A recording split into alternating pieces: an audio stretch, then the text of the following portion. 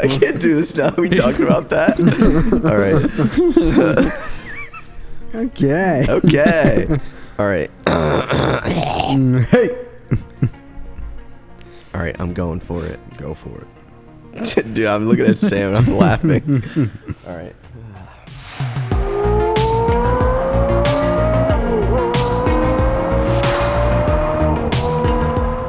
Hey, so welcome back to another episode of In the Driver's Seat with ABS. Today we don't have Ben with us. Steve is filling in for Ben. The permanent stand-in. Steve is the We've permanent done stand-in. every configuration of ABS now.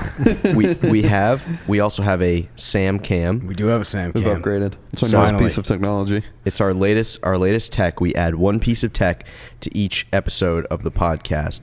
But the reason why Ben is not here is that he flew down to Georgia and he actually went to the Savoy Museum to oversee. They borrowed our 1906 Vanderbilt Renault race car for their one of their exhibits that they had down there. So Ben went down to just do a condition report and check out the museum and make sure that the car was everything was fine with the car and brought back up to Newport safely. So if you wanted to see Ben's adventures, you could head over to our Instagram. I'll put it right here at Driver's Seat with ABS to see all the photos that Ben took while he was down there. It looked like he had a lot of fun. Yeah. So today, I think we'll start off the podcast with a couple bits of news. I know that you have some news you want to talk about. Sean has some news he wants to talk about. I have some news I want to talk about. I guess I'll start it off here. The first thing that I really noticed was, and it relates directly to our last podcast. If you haven't listened to it or watched it, you can watch it here on our YouTube channel. You can listen to it on Apple. You can listen to it on SoundCloud, Spotify, whatever you want to listen to it on. Mercedes is getting rid of their wagons and a lot of their cars and coupes. So they're starting to phase them out within the next 10 years. So Sean, I know in the Why last... are they getting rid of... Why? So there's been an insurgence of people want small SUVs. They want crossovers. Who are these people you were referencing? The public, the consumer.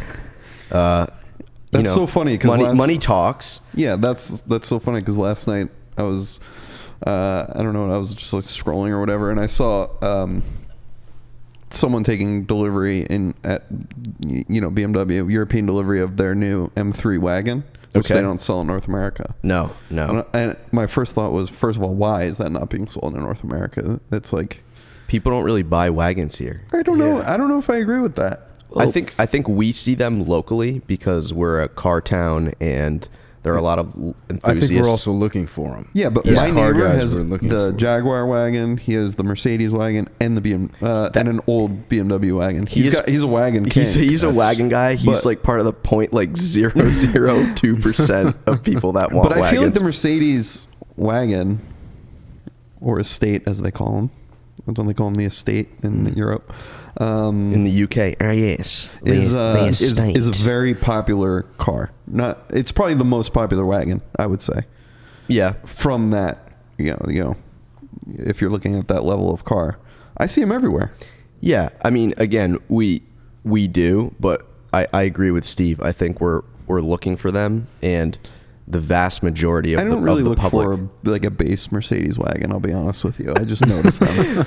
If we know where where Sean stands on this. Well, in the previous episode, we talked about our dream cars that we would build with no budget, and I brought this up because you, of course, wanted to build something very similar to an E63 wagon. So I thought that was interesting. That coincidentally in the news, this is something that we directly spoke about in a hypothetical sense. I think it probably has to do with manufacturing as opposed to anything else.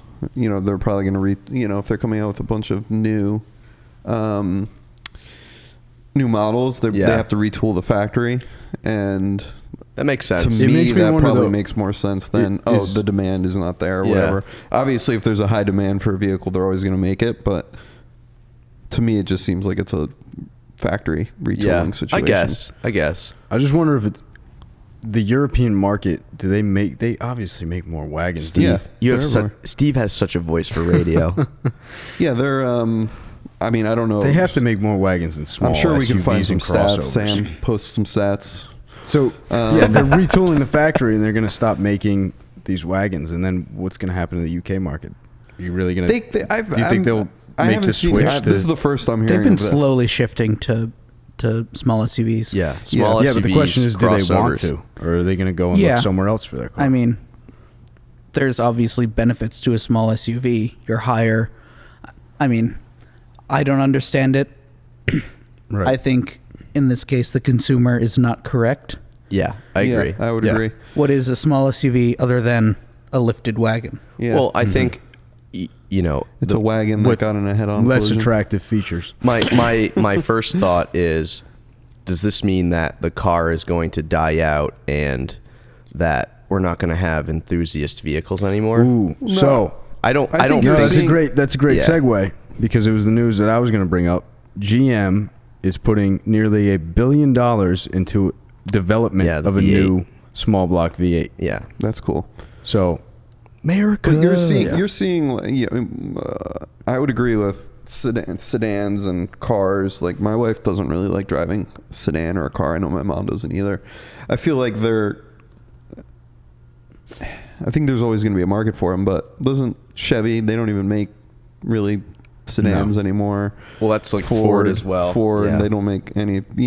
And I think that's just trending to Well, what we're. like Ford phased out the Focus Yep. and the ST, and now you can see an Explorer with the same ST badge, Sure. and it's the sport version of their SUV. Right. I mean, I think we're in a room of a lot of history of cars for the first, I don't know, what is it, 40 years, 50 years, and I think cars will continue to change till the end of time. I mean, you look at the Bugatti, and then there's a word for that. Evolution. Ed Welburn actually talked Evolution. about this in his longer, lower, wider seminar. Yeah, and you can see that on our YouTube channel. We'll link it as well. Right. But he talks about the switch of how when cars came out back in the day, they were these massive, bulbous things that they essentially looked like SUVs, even though they were coupes and sedans. Then they kind of got stretched out, and then they got stretched out and turned into look at the shapes airflow that we love. Yeah, the airflow right here in front of us. That is essentially an SUV shape nowadays. Yep. Yep. And we're slowly heading back to that. Yeah, but I also think on an enthusiast standpoint, I don't think that the supercar or the whatever it is, the sports car, is going to die out, because there are so many people, especially with the help of social media, that love cars and want to drive a sports car and want to do something in that realm. So I think the enthusiasts will be fine, whatever happens. Yeah, I mean that's what. If you look at, besides like the Macan and the Cayenne, like Porsches are enthusiast cars. Did he just say the P word? He did say the P word. But am I wrong? No, you're not. That's what they You're make. not. They make enthusiast cars for drivers. So those will always be. I think there's always, like you said, there's always going to be a market for that type of car. And I think Porsche sold 80,000 cars this year or last year. Yeah, it's incredible. In North America. Sold and delivered. So, well, it's funny that you brought up the P word. So last night I watched the Smoking Tires video on the new 911 Dakar, and what an incredible program that is. You should definitely go and check out his video on that. What was their overall? I haven't seen it yet. So he obviously loved the car, so they went to Morocco to film this, and they got to drive them in the desert basically and do all these crazy courses and climb up rocks and like off-road, essentially. Really just off-road a 911, which is what the Dakar is for. I mean, it's designed to be taken. It comes with all-terrain tires, as you can lift the suspension. It's very, very cool.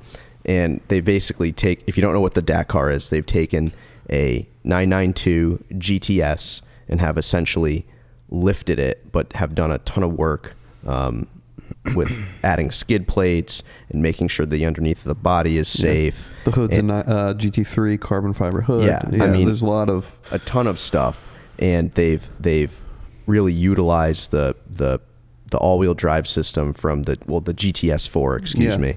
And it is an incredible piece of engineering. It's a very, very cool car. But his ultimate verdict at the end was, this car, in terms of his budget, is crazy expensive. It's very expensive. It's a very expensive car, and for the type of driving that he does, his thought was, I don't know if I'll actually drive this off-road because I would be too afraid if something happened to it.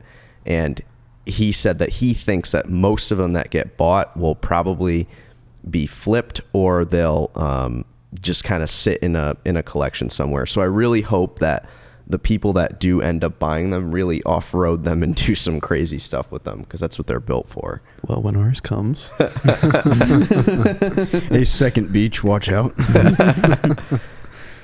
I mean, I've been thinking about it. Like, if I lived in Colorado or something like that, and I had the money to buy that car, I think it would be so much fun.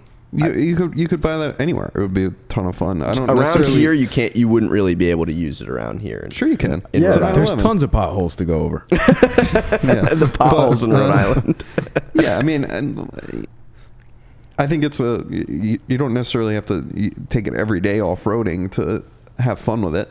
It's still a 911 at the end of the day. Yeah, I think his thing was, if you're gonna drive it on regularly paved roads, you can get a 992 Carrera S or a Carrera 4 and have pretty much just as much fun. Yeah, I would say most people buying the Dakar already have a Porsche for the road. Yeah. So this is more of like we were saying, the enthusiast car. You don't necessarily need to buy a Dakar to be your daily driver. Of course it can be, but it's an option. It's a brand making a car that they don't necessarily need to make, but they can make it. So let's make it and have fun with it. And we're going to sell it to our enthusiasts who absolutely love it. And some people will use it, some may not, but the fact that it's even being made, that's shows cool. It's a passion project. It's a passion project. It's like a Skunk Works sort of thing. And what? You've never heard of Skunk Works? Is that like Lockheed Martin? Lockheed Martin, like the SR-71. Someone made a Stinky in a car. And no, it's it's like secret project sort of thing. Okay. They get the smartest engineers, unlimited budget. Yeah. Make whatever you can make. It's how the SR-71 airplane, the Blackbird. Yeah, now the SR-72. Have you heard about that? No. Oh, yeah. I don't know much about it, but it looks sick from the renderings. It's just gonna be nice. Is this a new Blackbird? Yeah, it's the new version of the Blackbird. Whoa. It's the updated. Yeah. So the top speed on the Blackbird, wasn't it like that's the same 3.5 Mach or something? Well, the biggest thing was it flew above 80,000. Yeah. So that was it could escape any. But the reason why we don't you don't need those anymore is because satellite technology. Yeah. And you need. I know what you're going to say. You need a V8 to start it.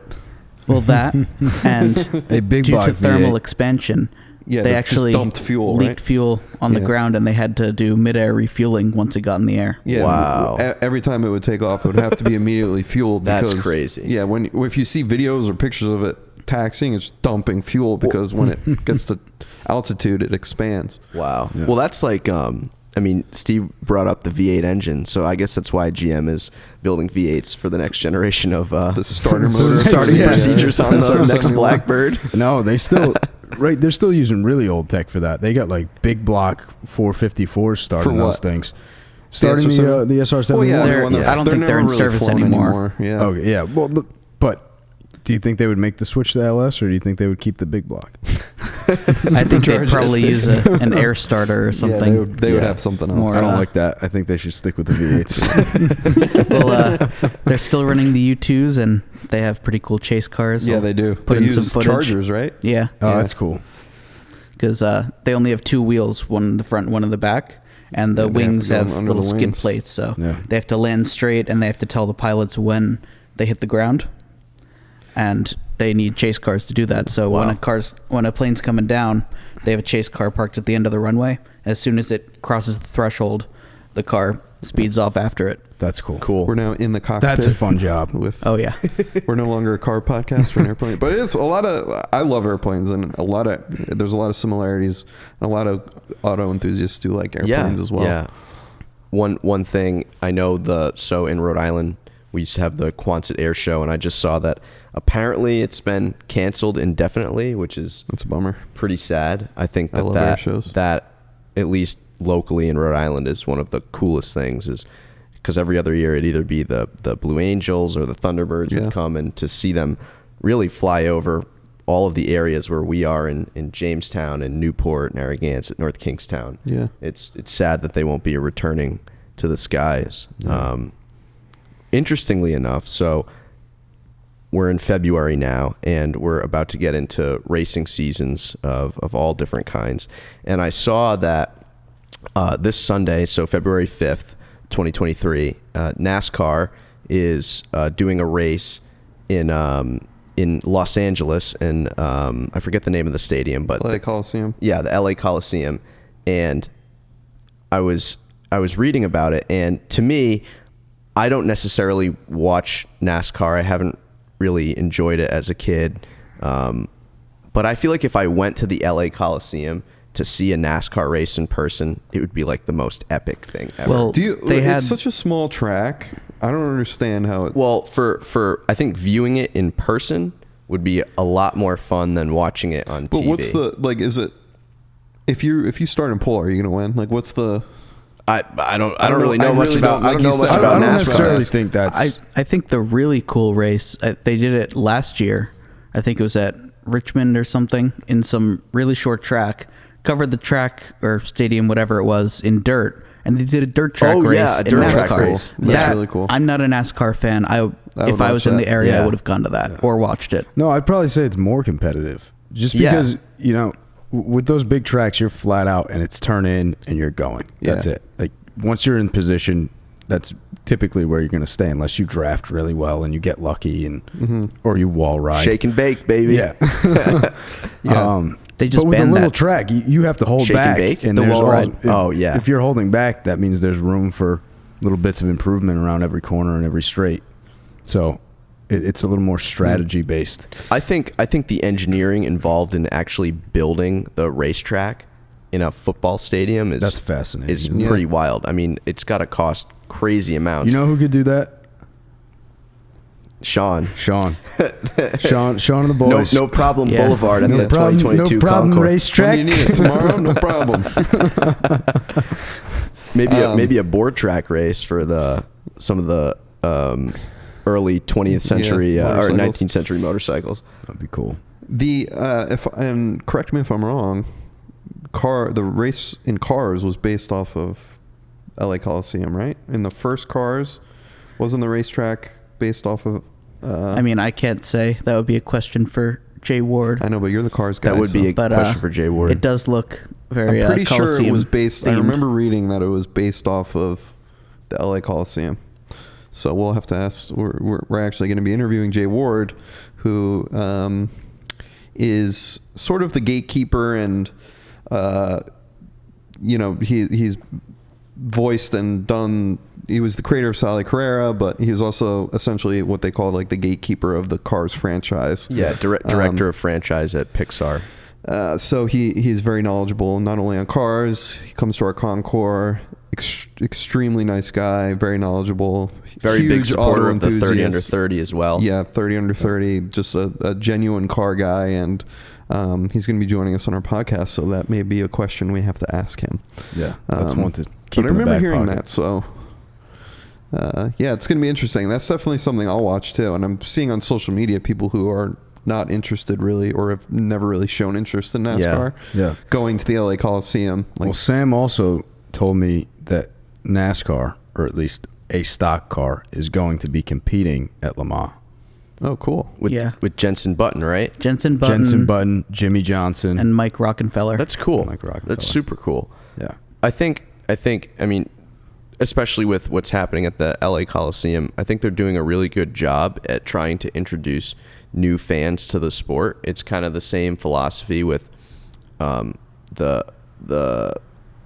increased level of interest in Formula One in the United States because of the Netflix show Drive to Survive. Yep. And now they have the race that's going to happen in Vegas. I think NASCAR is it NASCAR IndyCar that has a Drive to Survive thing? Yeah, I mean, program on Amazon. Yeah. You got to do things like this to increase engagement. Golf, same thing. They've changed formats of events to get viewership, make it more watchable. Yeah, and I think it's great. Yeah, no, you have to. I mean, you have to adapt. And NASCAR, like we said, I've always wanted to go to a race. It's definitely a bucket list thing. Never been to one. But yeah, I've never gone out of my way to learn about it and really watch it and be engaged in it. But this is something that could spark that, and that's what you need in anything. So that's really cool. No, I'm very excited about it. I mean, as we know, I love motorcycles, and last year I went to Gillette Stadium for the Supercross race, cool. And that was an incredible experience to actually see the bikes and cars, whatever it is, in person, and seeing these incredible athletes drive these vehicles to their potential is awesome. So, I mean, for any enthusiast, if you can get out to some sort of live racing event, it's awesome. Yeah. It's such a good experience to have and really enjoy. That, and it helps the sport continue. Yep. Yeah. And that's why we're doing things like the Veteran Car Tour and the events that we do, because we want to make sure that not only these cars are seen, cars that the public rarely gets to see, these super early cars, but that shown that you can have fun with them and you can use them. They're usable. You could drive them in the rain, you can drive them in all weather, and it's not something just for old heads to do. There was 20-year-olds. Speak for yourself, Sean. there was 20-year-olds, early 30-year-olds in our last veteran tour driving, cars from 1904. So it's awesome. The more visible these things are, whether it's on YouTube or TV, whatever it may be, the internet, the more people will be engaged with it, and it will continue, and it will just grow. And I think, especially the early cars, I think we're at a point where we're only going to see them continue to grow. Yeah, it keeps the passion going, for sure. So, what did you want to bring to the news table? I'm not really. I haven't really looked at the news, but I frequent Bring a Trailer, so I can be the Bring a Trailer, the bat boy. And I found it interesting. I was browsing Bring a Trailer, and I saw. There's always something interesting, and there's a 2003 Ford Police Interceptor with 10,000 original miles right now. Is it that's tempting, Crown Vic? Isn't it? Police Interceptor's Crown Vic, and it was posted like 2 days ago, maybe a day ago, and it's already at $16,000 for a 2003 Police Interceptor. I think it's like a 4.8 liter V8, if I'm not wrong. Yeah, with like a 4-speed automatic, but they're perfect for fake NASCAR. Perfect for fake NASCAR. That's what Cletus has been doing. They just buy those out and they rip the exhaust off, throw some nitrous kits on them, and race them around. Nitrous kits? Oh yeah, they put nitrous on them. Oh my! I mean, it's a small shot. You got to be super particular about where you use it. Is it like in the Fast and Furious? So I've been to the drag strip a couple times. It's even shorter than that. Okay. But you don't get thrown back in your seat as much in a Crown Vic. I feel like as car guys, I don't know about you, but for me, what do you mean about me? I'm not a car guy to you. Like car guy, I'm just saying, like, I've always, like, that was the generation of police car when I was growing up. So 2003, I was 13 years old. So, those were, that's like the first police car that I remember seeing. Yeah. And, detectives all had the unmarked. And I as a car kid, car guy, I've always wanted one. I've always wanted one of those. They're so reliable. They're bulletproof. They're fast. But it's just an iconic American car. They're so cool. And to find one with 10,000 original miles on it, I mean, I wonder why so few miles. Probably just never made it. You find them every once in a while. As Yeah. you see those just preserved cars, people hold on to them, never drove them, whatever it may be. There's always a story behind those cars, which is cool, especially from that generation of car, because It's like finding a car from the 80s, you know. It wasn't really It's a young timer classic. It's a young timer classic, yeah. That has been well preserved, but I don't know, if I had the ability to buy just whatever I wanted, I would strongly consider buying that. I just think it's a super cool car. In that case, when Budget Battle comes around, that's out of the budget. We're going to have to go for a drive. No, not that particular one. There's one on my drive home. It's in like a Miami or like Grabber blue. Oh, right. And yeah. it's still got the bars on the front. Oh, yeah. I mean, so rad. Everyone's going to move. Yeah. You're a left lane king in one of those. No, we got a 720. We got a robbery at a donut shop. But I always find it fascinating when there's cars like this, you know, that are now turning 20 years old. That's a 20-year-old car. You know, you can register it as a classic vehicle or a historic vehicle. It's a future classic. It's a future classic. Yeah. What is the value of something like that going to be? Well, I think it's something like even if you drive it another 10,000 miles, whatever it may be, I think you're never going to lose money on a car like that. Yeah. No. And someone's always going to want it. Yeah. There's always going to be a knucklehead like me who's going to be, I want a police car. I would agree with that, though, because you're preserving a piece of history, and something like that where there's a million of them or millions of them, people kind of overlook them. And then there's never going to be that really nice, super unmolested example in 50 years from now. And then that's something that could be put in a museum, something like this. Yeah, absolutely. I know Jay Leno did, this is years ago, I think, at this point, but he did a really great video on a ton of California highway patrol cars throughout the years. And it's cool to see how much they've changed over time. And I think it kind of directly relates to what we spoke about earlier this morning with companies are starting to make SUVs and small SUVs. And we see that in the police car. It always used to be a car. Now it's a Ford Explorer, or in the rare case, talk about that for a second. Durango they're or whatever. All Explorers. I mean, it makes sense because they're all-wheel drive, and especially in the Northeast. They're very fast, too. And they're very fast, and they look badass. I love the way they look. They're cool looking, but the problem I have is that every soccer mom has an ST now, or an Explorer, and I look in my rearview mirror, and I'm like, I'm going to get pulled over. The easiest way to tell if it's a police interceptor. No roof rack. No roof rails. But really? When I'm all police Explorers do not have roof rails. And the exhausts underneath, it just has a pipe that goes down. Why it doesn't have It's exhausts just in the back. Police thing, probably for the light bars if they were. But if you get any kind of distance between you and that vehicle, you scare yourself for a little bit. It looks like I know what you mean. It looks like you're gonna get pulled over. Yeah, for that something. was the point of the Crown Vic. Everyone back then had a sedan. It looked like a normal sedan. Yep. Today, it looks like a normal SUV. Yeah, no, that makes sense. But there was that brief period of time, mid 2000s to like 2015, where they were still running these old Crown Vics and Caprices, and you knew exactly what bad boys. Yeah, and the rare Suburbans. My town, the police interceptor was always like the traffic cop, like the guy doing the traffic duty, because it transitioned over. Even like if you look at the taxi fleet in Manhattan, they all went from that's essentially true. They all went from the Caprices or whatever, the Crown Vics to RAV4 hybrids. Yeah, RAV4 hybrids to now like all that the Sprinter van sort of thing. Yeah.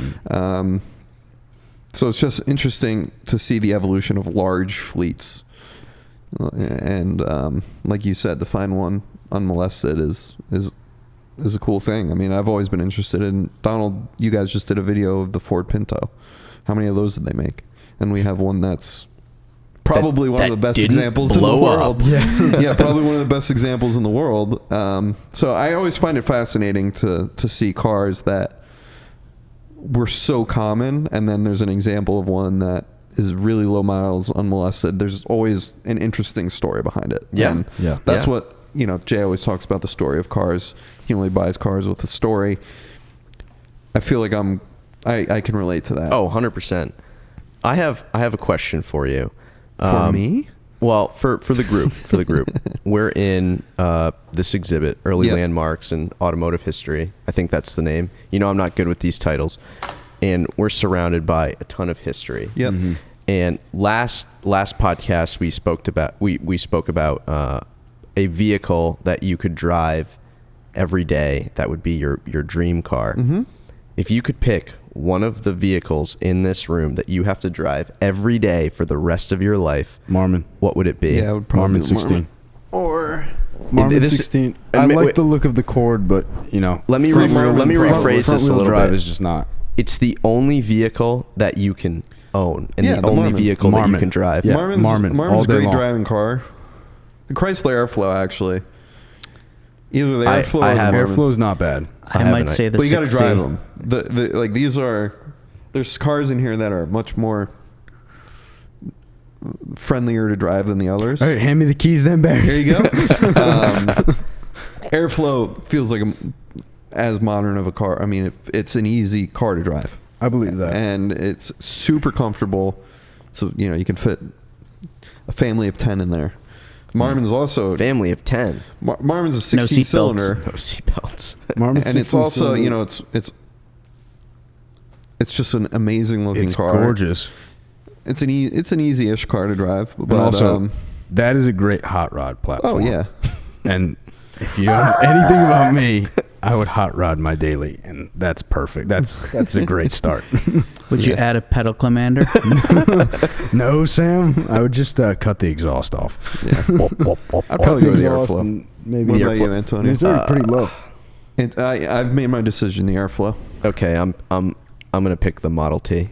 Really? Wow. I would have picked you as the 6C guy.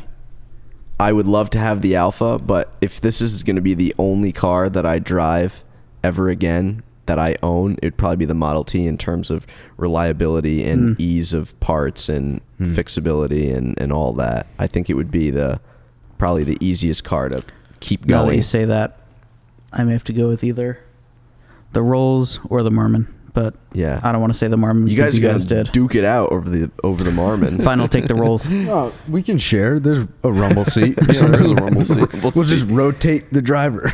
It would be so awful on a day like today where it's essentially 0 degrees outside. You see Steve in the back. Are we almost there yet? Yeah, well, that's funny. Well, the complete opposite of a daily driver, but a great car for the road. Glickenhaus, SCG, is making a road legal version of their LMH car. Wow. Their 007 LMH car. They're going to call it the 007S. New stuff came out about it. 007? 007 came out a couple days ago. Center seat, like the McLaren F1. Ooh. Still a 3.5 liter V8 twin turbo, I believe, but it's going to make 1,000 horsepower. A little underrated from the 1,400 horsepower that people were expecting from it. But 1,000 horsepower. 1,000 horsepower. It's like probably 2,700 pounds. Maybe less if it's really built off the LMH car and they don't throw too many safety features in it. 2,400 pounds. How many are they making? Do they say? 24 at 2 or 3.9 million each, I think. Oof. Yeah, or 2.9 million. Correct me if I'm wrong. It's not cheap. It passed crash tests without airbags. That was the 004. One of their most recent car. We actually did a video of it on our YouTube channel. We interviewed the owner of the car in Goodwood. I just forget the name of it. We'll put it up here. But yeah, it did pass crash tests without airbags. That's crazy. But it's that car. I think it's the 004. When I went to the Festival of Speed, was probably my favorite car that I saw at the end of the trip. Glickenhaus is just building kept thinking about insane stuff. We had their boot I love the boot. The Gathering. I think it's cool. And it looks like nothing else. Yeah, the boot is the SUV. It's so capable. It's like the Dakar. Yeah, would you going have back that? to the Dakar? It's like the Dakar. Or the Sterrato, the Lamborghini Sterrato. Put a picture of it up if you haven't seen it. Yeah, put it at the Gathering because I saw one. Yeah, the first time I saw that was at Larry Ammo's garage. Larry from Ammo. He was. It's probably that same car. It is. It's the red one. Yeah, and I saw that in Pebble as well. This past summer, that thing gets around. Yeah, it's cool. I love it. I would own it. Yeah, they're keeping their promise because LMH, when they came out with the new rules, they were like, oh, you have to have a homologated version for the street. And so they made 24. They later blew that rule off, and Glickenhaus was like, no, we're sticking to it. We already started production, and 24 are going to be available to purchase. So these things are going to be just absolutely Is it nuts. Paddles or is it stick? That's a good question. That's got to be paddles. It's probably paddles. Because I know on that from the race car, maybe. Yeah, it sequential might or be a something. sequential. Yeah. So cool. Do they take credit cards? What kind of credit card do you have to buy one of those things? Jeez. Oh man, that's cool. Yeah. I mean, that's what I love. I love people that are,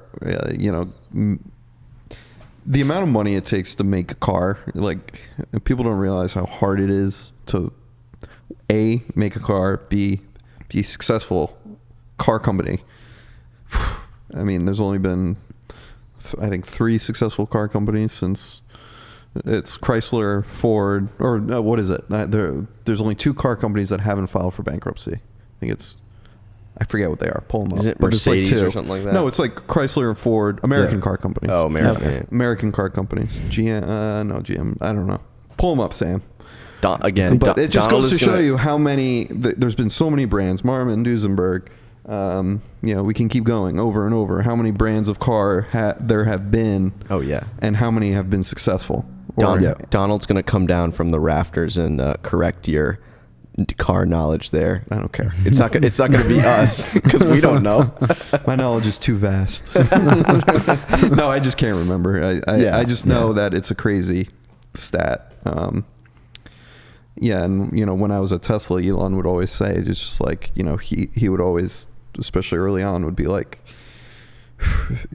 it's a lot harder than he originally thought, and just tooling the factory, problems with manufacturing, problems with vendors. There was a time before Tesla was essentially making as much in-house as possible. And the reason why now a lot of Tesla's components are made in-house was because of supply problems. And this was probably in like 2015. Every quarter we had to deliver cars. So 4 times a year, the end of quarter would come, and we would have the biggest push you could ever imagine to get every car delivered, because Elon would have to report, being a public company, would have to report how many cars we sold and delivered. And if we didn't hit our numbers, stock would crash. And there was a lot of negativity about Tesla for a very long time early on, and that the company wouldn't succeed. So the Model S Performance just came out with new seats, and they were like more bolstered, and they were just, it was called the next gen seat, essentially was what it was called. That was the name of it. And we had a problem getting those cars delivered with the next gen seat, because trucks coming from Mexico into California were shot.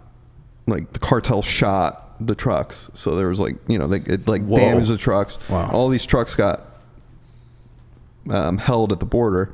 So we had to deliver cars with the regular seats, and then come when those seats were available, and when they finally got in, we would have to call a customer and swap them out. So there's so many things that go into so so not many stressful little things. at all. Yeah, it was nuts. And it goes to show, like, these people starting brands, starting companies, like Jim Glickenhaus, the head of the curve as far as technology goes, putting whatever means necessary in. Apparently there's roadblocks that there's so many things that the public doesn't see, and it's just incredible that there's people funding these things and doing it. As a car guy, it's what I love the most is these little brands and putting whatever they can to make an incredible product. Yeah. Well, I think that's a good note to end on. I hope you enjoyed this video, or if you're listening, I hope you enjoyed listening along with us. As always, like, subscribe, comment, let us know what you thought about the episode. We'll catch you in the next one.